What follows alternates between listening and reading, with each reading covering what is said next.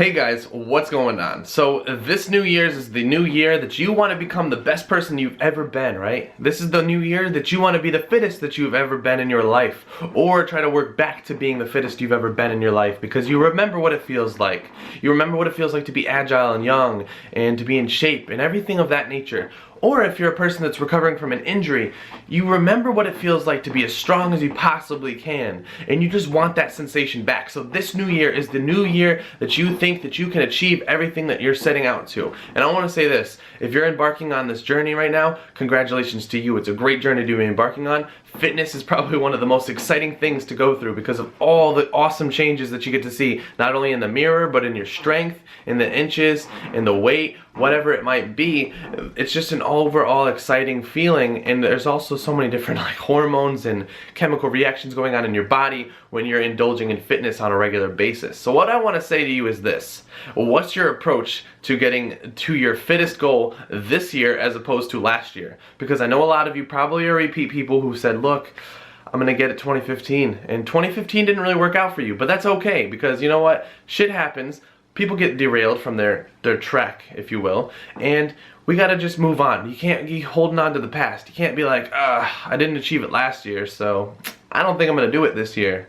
No, this year you're gonna do it. This year you're gonna see what you wanna see, and this is how we're gonna do it. We wanna start with a plan, guys. You wanna start really thinking about, okay, how am I gonna lay out how I'm gonna actually get there? You have to be realistic with yourself too. I'm an optimist by nature, so trust me, for you optimistic people out there, I understand your struggle where you want to say, look man, I want to just jump 50 pounds right off the bat, but if you can't, then you can't. It's okay. You have to just be able to admit it and cut your losses with that. But if you want to say like, alright, this year I want to gain 10 to 15 pounds of muscle mass, which is a lot, and I want to cut down 20 to 30 pounds of fat, which is also a lot, then how are you going to do it? What are you going to do to tackle that? Are you going to be losing a pound per week? Or are you going to be gaining a pound of muscle, an alternative for a pound of fat? Like, what is your ultimate goal? So I want you to really think about that, guys, because the plan of how you're going to operate all of this is going to be whether you plan to succeed or you're planning to fail because you're not planning at all. So essentially what I'm saying to you is, plan out what you want to see, because another thing is, like, people get so discouraged from the New Year's. Like, they go off headstrong, they have no idea what the fuck they're doing, they're just going crazy in the gym. They're just like, elliptical, elliptical, elliptical, I'm gonna throw some weights around, oh my god, I'm gonna go run around the track. And then they're like, wow, I feel great, I burned some calories, I sweat, everything's going great, right? But look, did you really achieve what you needed to be achieving that time around? And did you follow any sort of guidelines, or did you just kind of half-ass it and wing it?